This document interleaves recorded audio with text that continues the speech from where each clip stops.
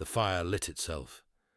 Mavis had not been in the hall long enough to understand what she was seeing when the great hearth on the north wall, unlit, cold, swept clean in the way of things that were not expected to be used, erupted in amber light. She felt the heat on her face before she registered what it meant. She was still holding the sealed letter she had ridden 3 days to deliver. It was damp from where her gloved hand had gripped it through the rain. The wax seal softened and slightly smeared from the pressure of her thumb over long hours on the road. The hall had gone perfectly silent. There were perhaps 200 people in it, courtiers in formal dress, lords with their household banners standing behind them at ceremonial intervals, servants pressed to the walls like a held breath, candles massed everywhere in iron candelabras, the long tables cleared and draped in white for the occasion. At the far end of the hall, on the raised dais where a canopy of cloth of gold hung between 2 carved stone columns, the Alpha King of the Northern Territories stood at the center of what had been, until approximately 30 seconds ago, his betrothal ceremony. He was very tall. Mavis registered that first, because she had been told she would have to push through a crowd to reach whoever she was supposed to give the letter to. And the man at the dais removed all doubt about who held authority in this room. He was broad-shouldered and dark-haired, and dressed in the formal black of ceremony, a heavy gold chain of office across his chest that caught the candlelight, and he had the particular quality of stillness that Mavis had observed in her experience as a courier, the stillness of someone who was accustomed to rooms rearranging themselves around his presence, who had stopped noticing that they did, because it had been happening for so long. He was looking at her, not at the hearth, which was still coming fully alight behind her, the ancient iron grate beginning to glow red at its base, the flames climbing higher than seemed proportional to the wood that was not there. Not at the woman beside him on the dais, whose expression had not changed, but whose hand had tightened on the formal bouquet she was holding until her knuckles showed white against the dark stems. At her, Mavis, who was standing in the doorway of the great hall in a road-muddied travelling cloak, rain-damp hair half escaped from its braid and falling in pieces across her jaw, holding a sealed letter that had nothing to do with any of this. She had a compass at her belt. She had carried it her entire life, her mother's before that, and before that she had no clear knowledge. It was a small iron thing, no larger than her palm, with a needle that had never once stopped spinning. She had never met a direction it agreed to settle on for more than a moment. She had tried, methodically, at different latitudes and longitudes and elevations, in buildings and in open fields. She had tried it pointed at lodestones, pointed at water, pointed out of windows toward the North Star. It was, as far as she had been able to determine in 22 years of carrying it, broken, not useless. She had kept it anyway, because her mother had asked her to, and because the weight of it at her hip had become a habit too deep to question. The needle had stopped. It was pointing at the man on the dais. Mavis looked down at it. She looked back up at the hall full of people who were all looking at her. She looked at the hearth, which had been cold and sealed and ceremonially laid for decoration for what appeared to be a very long time. The stones around its mantle darker, where old smoke had stained the mortar in some era that predated everyone in this room, and which was now burning with the focused certainty of something that had been waiting for exactly this moment and had simply required the right person to walk through the right door. She thought, I only came to deliver a letter. The woman beside the Alpha King on the dais was called Lady Mathilde of House Verent, and Mavis understood this in the first 20 minutes, because people kept saying her name in tight, careful voices.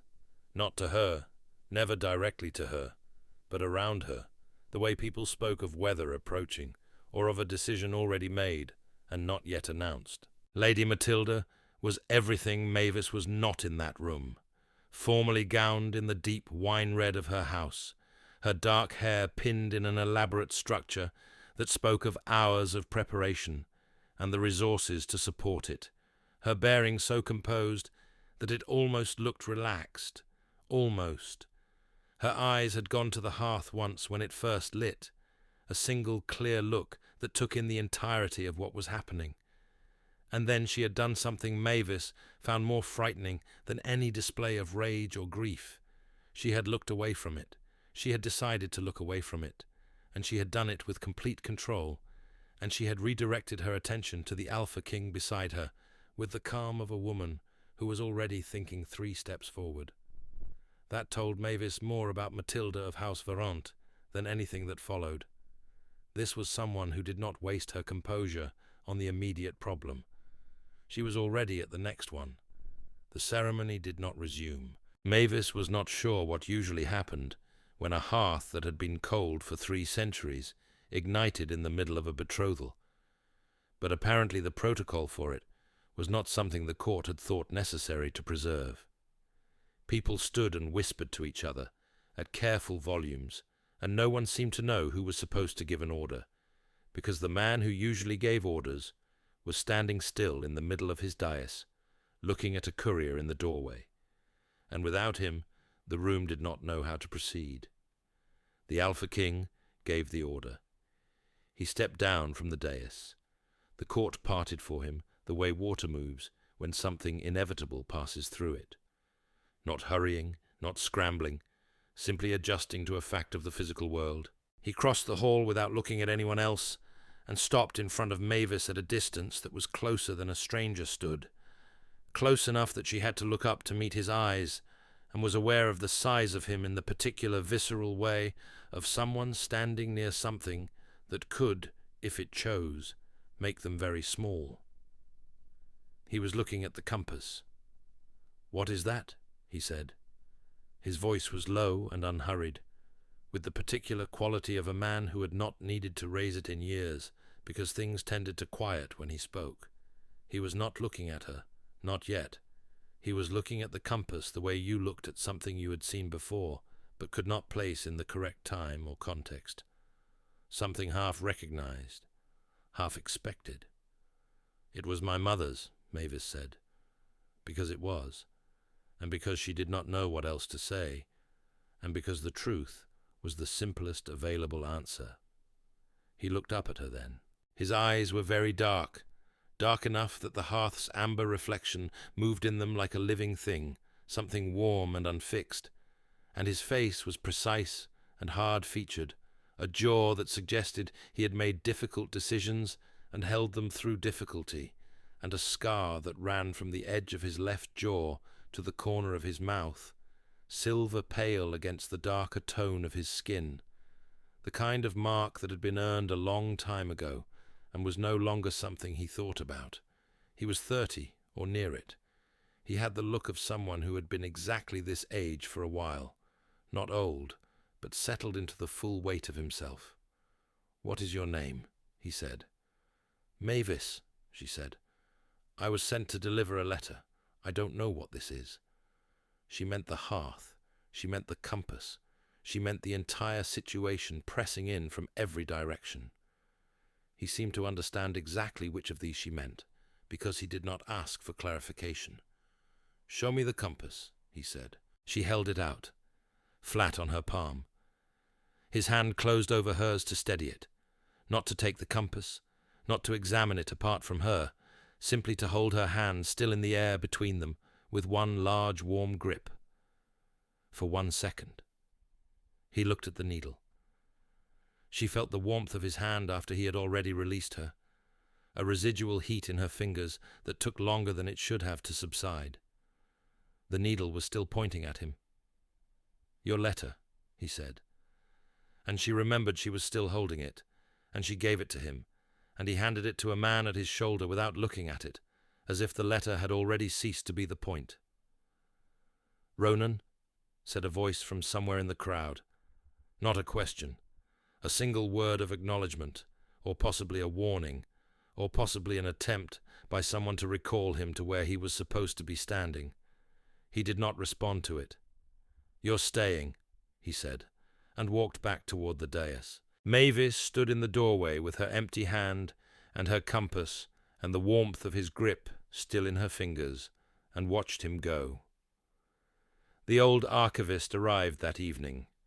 His name was Aldous, and he moved with the careful deliberateness of someone for whom hurrying had become physiologically inadvisable, and he came to the hall the way a man came when he had been expecting a summons for longer than seemed reasonable, and was, under the patience, somewhat gratified to have been correct. He carried a book, not a display book, not a ceremonial record of lineages, a working document, worn dark at the corners, with tabs of coloured leather marking specific pages, the kind of thing that got handled daily over many years. He did not look at the Alpha King first. He looked at Mavis, who was standing to one side, because no one had told her where to stand, and she had defaulted to the position least likely to be in anyone's way, the position she had occupied in most rooms for most of her life. He looked at her. Then he looked at the compass on her belt. Then, in the particular order of a man verifying what he already suspected, he opened his book. 314 years, he said to the hall, without preamble. The hall had rebuilt itself from the silence it had held all afternoon. The court was assembled again, minus ceremony, minus the white-draped tables, standing in the particular configuration of people who wanted very much to understand what they were watching. The last time this hearth lit in the presence of a living person, Aldous said, the Alpha Queen of the Northern Territories had just been recognized here, in this hall, in the presence of the full court, in the same manner. He held the book open so the assembled court could see, though most of them were too far to read the dense old script. 314 years. There is a record. I have verified the record. I have read it against 3 independent sources this afternoon alone. He paused, and he was the kind of man who used pauses the way other men used emphasis. She is carrying the lunar finder. The hall went very quiet in a different way than it had been quiet before. This was not the silence of surprise. This was the silence of people recalibrating, of a room full of individuals rapidly recalculating what the last 2 hours had meant and what the next 2 hours were likely to bring. "What is a lunar finder?" Mavis said. Aldous looked at her with the patient quality of someone explaining something to a person who had every reason not to know it and no particular fault in not knowing it. "It was made for the last Alpha Queen," he said. "Cast iron, no larger than a palm. Needle that spins without fixing on any direction." He paused. "Unless the Alpha King to whom she is bonded is within range, then it stops." Mavis looked down at the compass on her belt. The needle was fixed and perfectly still. "It is not a coincidence," Aldous said to the room at large, in the tone of a man who had decided some things needed to be said plainly, for the record, before anyone attempted to turn them into something else. "The hearth, the compass, together, these are not a coincidence. The institutional record is clear on this. I will not say otherwise, because it would be convenient for anyone in particular." Lady Matilda of House Varant had been standing to the right of the dais throughout this recital, her expression utterly composed, her hands folded at her waist. When Aldous finished, she said, in a voice of precise, measured civility, "The institution has records of many things, Brother Aldous. Not all of them bear directly on the present situation." "That is correct," Aldous said cheerfully. "This one does, however." The Alpha King had not spoken during any of this. He was standing at the centre of the hall, arms folded, looking at Mavis with the same quality of attention he had given the compass, not cataloguing her, not making any visible decision, simply looking, as if she were something he had been trying to locate for a long time, and was now attempting to reconcile with where he had actually found her, and whether the finding and the place was something he could hold in the same thought at the same time. Mavis looked back at him. She thought about saying something. She thought about the 3-day ride, the rain, the letter she had been paid to deliver and had now delivered, and the fact that she had nowhere specifically to be afterward because she had no house left to return to, no household, no posting, no next assignment already arranged. She had been between things, and she had taken the job because between things was an uncomfortable place to remain. She did not say any of it. She said, "I didn't know what the compass was." He said, "I know." Across the hall, Lady Matilda turned away from both of them and began a quiet, contained conversation with one of her senior attendants, the kind of conversation that would, Mavis thought, cover a very great deal of ground in a very short amount of time. They gave Mavis a room in the eastern wing, not the upper floors where the court resided in apartments with high windows and carved furniture, but also not the lower quarters where the working staff ate and slept and lived in the practical world behind the ceremony. She was placed somewhere between, in a corridor that had the particular quality of belonging to neither world, with clean stone walls and a narrow window that looked over the inner courtyard. She sat on the edge of a bed that was better than anything she had slept on in several months, and held the compass open on her palm, and watched the needle rest in its fixed position for the first time in her living memory, and she stayed that way for a long time. She thought about her mother, who had never once explained what the compass was, or why they were to keep it hidden, and to carry it always, and never speak of it to people who asked. She thought the explanation had been inside the thing all along, waiting for the right room and the right person in it. She thought about what it meant that the right person had been a king with a prior claim already made, and she felt the strange, specific guilt of something arriving too late and at the wrong moment, and the equally strange, specific recognition that the timing was not hers to have managed. A servant came in the early evening, a quiet young woman named Pell, who brought a tray without being asked, and set it on the small table without comment, and did not treat Mavis with the particular brand of contempt that would have told her exactly what the household thought of her presence. This was more than Mavis had expected, and she was grateful for it in the specific, wordless way of someone who had not been expecting a kindness and received one. "Is there anything you need?" Pell asked. "I don't know what I need," Mavis said honestly. Pell nodded, as if this was a sensible answer, and went away. What Mavis needed, she decided, when she had finished the food, and the hall outside the narrow window had gone dark, and lit only by torches, was to understand the shape of the danger she was in. Not from the Alpha King.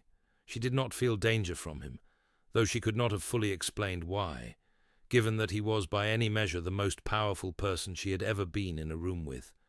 From Lady Matilda, who had looked away from an impossible fire with complete control, and immediately begun a quiet conversation, and who had a household of attendants and years of carefully built position, and the legitimate claim of 6 years of negotiation and a territorial alliance that the court genuinely needed. Matilda came to her room that night. She came alone, which was the first surprising thing. She came without a guard, without a witness of any kind, and she knocked before entering, which was so fundamentally civil that Mavis was immediately more frightened than she would have been if Matilda had come through the door in any other way. She was still in her formal gown, though the elaborate pinned structure of her hair had been partially released.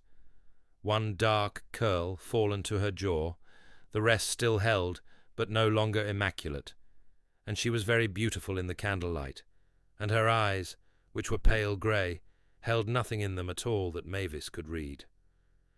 "I would like to see the compass," she said. Mavis held it out on her palm. Matilda reached for it. Her fingers closed around the iron casing. She lifted, or attempted to lift. The compass did not move. It sat in Mavis's palm, as if it had been nailed there, as if the metal had fused with her skin, as if it had no interest in belonging to anyone else. Matilda released it. The silence between them was long. "I see," Matilda said in her precise civil voice, and straightened. "I have spent 6 years building toward an alliance this court and this territory genuinely need.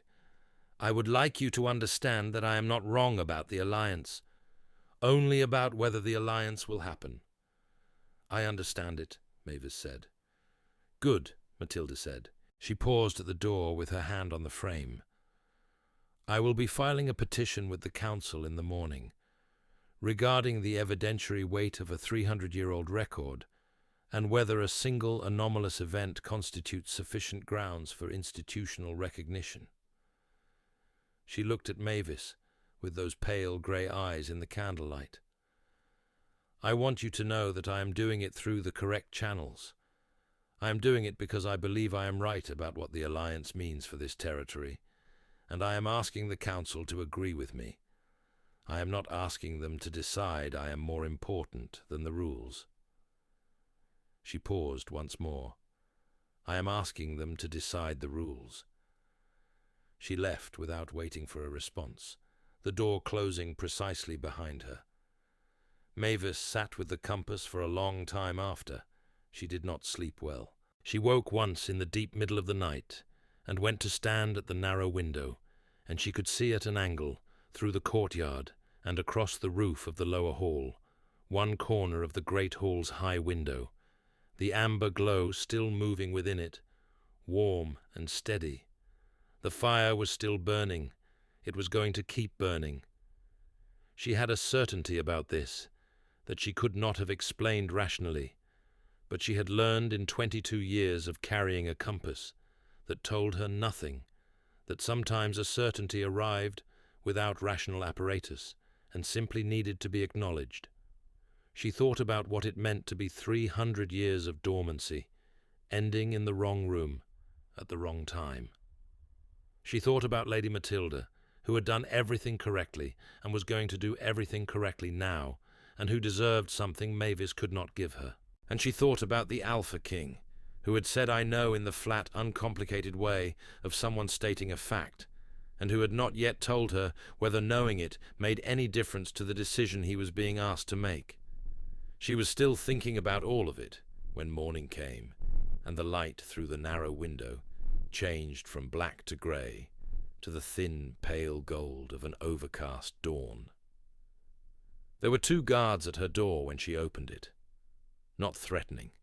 They stood at ease, positioned where they could see in both directions down the corridor, and one of them nodded to her and said good morning in an ordinary voice, and did not move from his post. Mavis stood in the doorway for a moment, and looked at them, and understood very clearly that they had been placed there at someone's specific order, and that the order had not been Matilda's, because Matilda was going through the correct channels, and placing a personal guard on her quarry's door was not a correct channel, and Matilda was far too careful to make that kind of visible contradiction. She asked, later. She was being escorted to the hall for breakfast when she passed the Alpha King coming from the council wing, and she asked simply, "Did you put those guards at my door?" He looked at her directly.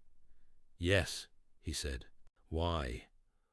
He was quiet for a moment, in the considering way he had, not evasive, not hesitating, calculating how to say something accurate with the least possible flourish.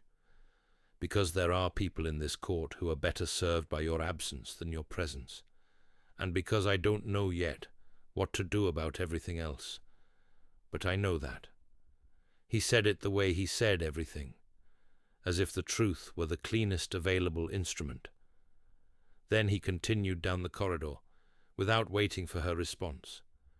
She stood in the hallway and thought about the cost of that. He had not announced it. He had not explained it to Matilda or the council or anyone who might object, had not framed it as policy or procedure or protection of an institutional asset. He had simply done it and left the explanation for when she happened to ask. She found herself thinking that this was very like him, though she had known him less than 2 days, and she was aware that this was probably too quick a conclusion and did not especially care. That evening there was a gathering in the lower hall, not a formal occasion, simply the court's habitual way of filling the space between dinner and sleeping, wine and candlelight, and the low hum of people in proximity. Mavis moved through it at the edges, which was where she had always moved through rooms, and the crowd was thicker than she had expected. When it surged, a sudden press as people shifted from one side of the room to the other for a reason she didn't catch, She had no time to find the edge before the weight of it was on her. Ronan's arm came around her before she had registered that he was close, solid, certain, pulling her into him until the crowd passed and the corridor cleared. He did not look down at her. She did not look up at him. His arm fell away when the space opened again, and he said nothing at all. And she told herself that her pulse was from the crowd, and mostly believed it for the duration of the walk back to her corridor. She had found a reason to cross through the great hall earlier, on her way from the library, where Aldous had given her temporary access to the Eastern records. The hall had been empty, truly empty, no servants, no torchbearers making rounds, and the Alpha King was there. He was sitting in one of the low chairs before the ancient hearth, elbows on his knees, hands loosely clasped, looking into the fire with the specific quality of attention a person gives to something they are trying to understand. He did not see her in the doorway, or he saw her and chose not to shift his weight in her direction, which in that moment amounted to the same courtesy. She looked at him long enough to see that he was tired, not the depleted tiredness of someone who had gone past their limit, quieter, older than that. The tiredness of a man who carried a large weight competently and constantly, and had not, in some considerable time, set it down. His face in the firelight was less precise than it was in the hall. The scar along his jaw was very visible in the warm light, silver pale, and his hands were still, and he looked. She found herself thinking it, and then not taking it back, like someone sitting with a question he had not yet been able to answer, and was not sure had a good answer available. She went back to her room without passing through. It was not her moment to be in that room with him, and she knew enough about moments to recognize when they belonged to someone else. The council hearing was formal, and cold in the way that rooms designed to strip out feeling were always formal and cold. Mavis stood at the center of the council chamber, a room built entirely of grey stone, with a ceiling too high to be comfortable and a floor too hard to be anything but deliberate, and looked at the 7 council lords seated behind the long table at the room's far end. She had learned, from what Pell had told her the evening before, that 6 of them would wait to see what the 7th decided. Councillor Dreth was the 7th, an elderly man whose face had been arranged over many years into an expression of perfect judicial neutrality that gave away, she thought, more about his character than blankness usually did. A face that did not perform was a face that had stopped needing to. Lady Matilda sat to the left, flanked by 2 advocates whose role was to hold papers and whisper when whispered to. She had presented the case with the same precise, methodical competence she brought to everything. No flourish, no appeal to feeling, simply the weight of the record laid out in order. 6 years of negotiation, a treaty with documented territorial benefit, the history of the alliance, its terms, the current strategic situation of the northern border. It was a very good case. Mavis had heard enough of it, from her position at the center of the chamber, to understand that it was correct on every point it raised. The alliance was real. The need was real. The 6 years were real. Mavis had no advocate. She had the compass. She placed it on the table. She had one other thing. She reached inside her cloak and brought out the sealed letter she had been sent to deliver, still sealed, because in the chaos of the night before, no one had actually taken it from Ronan's man and opened it. She placed it beside the compass. "I was sent to deliver this," she said, "by the Council of the Eastern Territories, to the Alpha King's Council directly. I don't know what's in it." Councillor Dreth looked at the letter for a long moment. Aldous, who had seated himself in the observer's gallery with no formal role, but also with the unhurried certainty of someone who intended to be present regardless, said, "The Eastern Territories Council sent her. Not the Lady's House, not the Alpha King's household. The Eastern Council, which retains under the existing treaty framework the right to name the bearer of the Lunar Finder in any formal recognition proceeding." He said this in the tone of a man producing institutional context that he had been sitting on with some patience. The letter was sent before the hearth lit. The hearth lit when she walked in. The letter and the event are not coincidental. I have compared the dates on the letter's outer seal against the dates on the Eastern Council's own record, which Brother Tyreth of their archive has provided in correspondence I received this morning. They align, Matilda said with perfect evenness. Brother Aldous is a respected archivist. He does not have the flaw.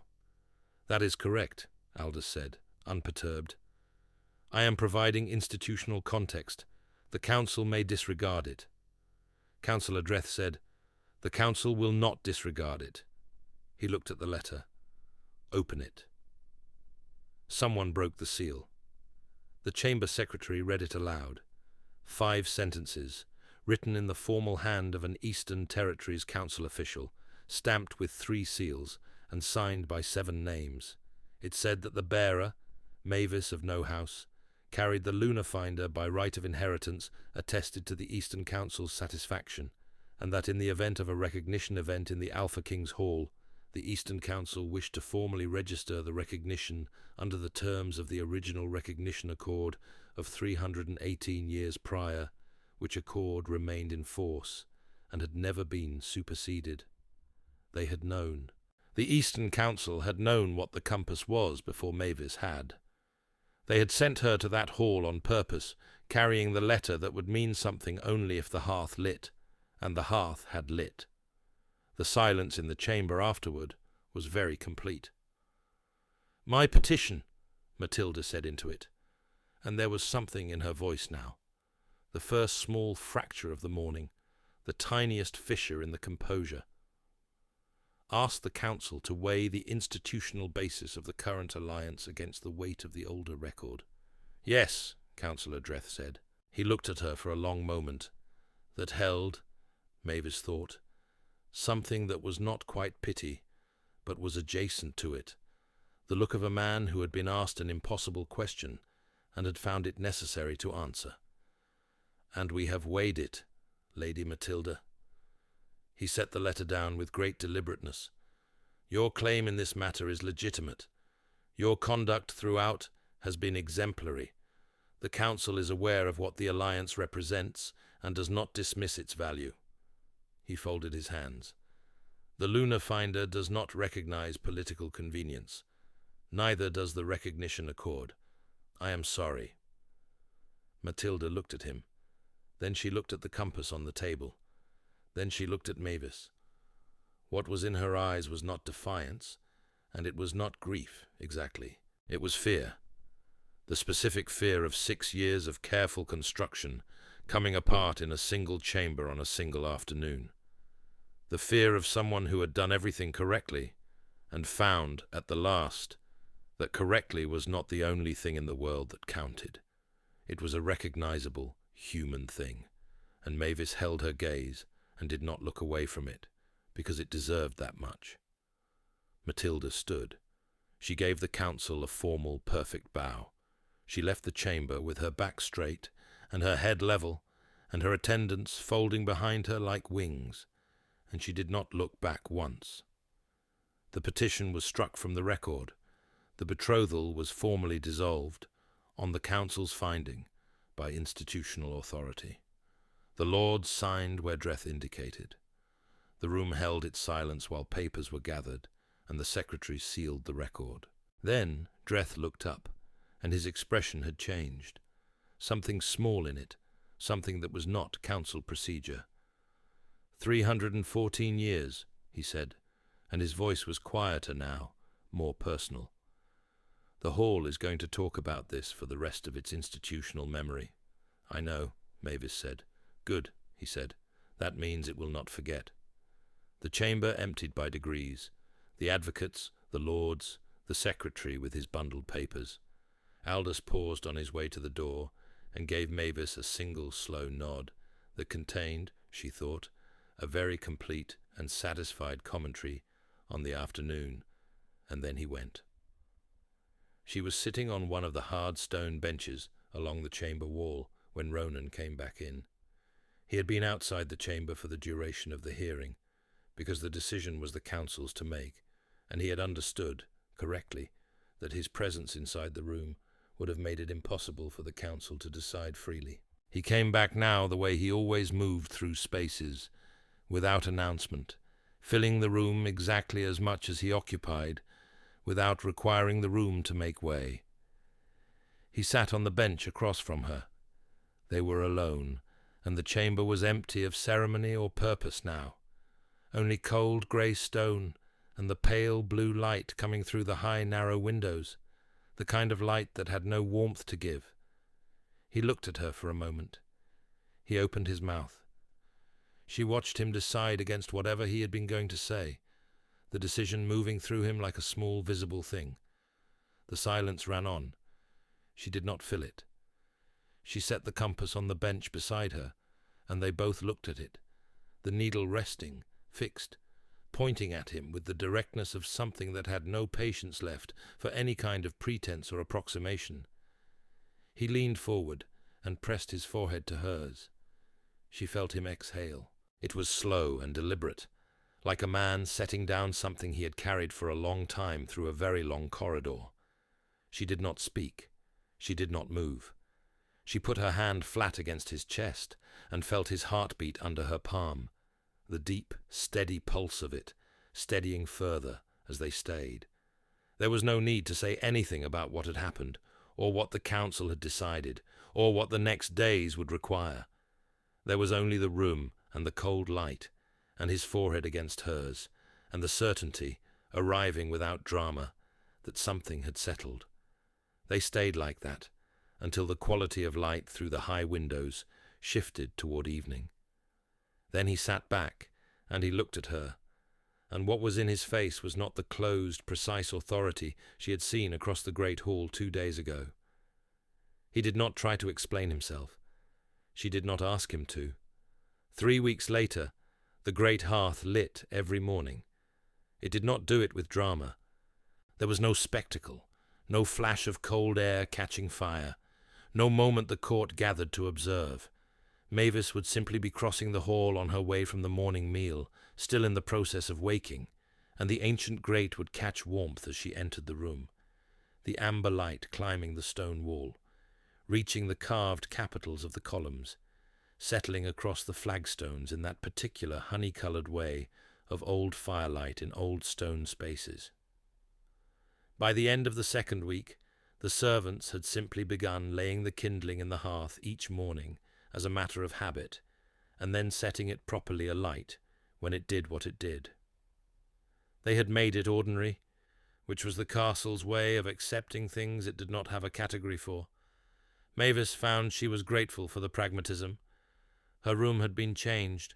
She was in the upper eastern wing now, in an apartment with 2 windows rather than 1, a writing table in front of the larger window, a chair that had not come from storage and creaked.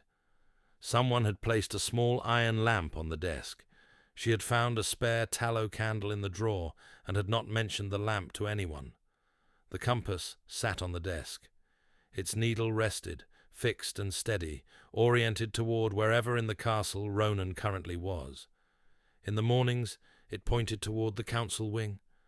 Later it shifted toward the outer ward, and then the practice ground, and then, more often than she would have predicted 3 weeks ago, toward the corridor that ran past her own door. She had stopped noting the pattern. She simply knew where he was, the way you came to know where in a familiar house the light was best at different hours. She was making a record of the Eastern Council's original documents, which Aldous had provided access to in the archive, 6 boxes of materials, some in very poor condition, the oldest of them water-damaged along the bottom corners, where they had been stored too low to the ground in some earlier century.